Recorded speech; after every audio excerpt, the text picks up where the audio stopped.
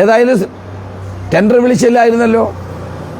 ആഗോള സംഗമത്തിന് വേണ്ടി ഊരാളുങ്കലിന്റെ സബ്സിഡിയറി കമ്പനിയെ ചുമതലപ്പെടുത്തിയ ടെൻഡർ വിളിച്ചില്ലായിരുന്നല്ലോ.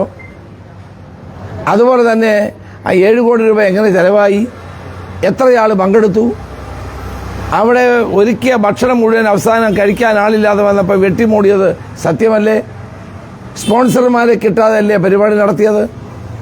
ദേവസ്വം ബോർഡ് പണം അഡ്വാൻസ് ചെയ്തില്ലേ? ഇതൊക്കെ സത്യമല്ലേ? ഇന്ന് മാധ്യമങ്ങൾ പുറത്തു കൊണ്ടുവരുന്ന വാർത്തകളൊക്കെ സത്യമാണ്. ഇത് സത്യമല്ലെന്ന് ആർക്കും പറയാൻ കഴിയില്ല.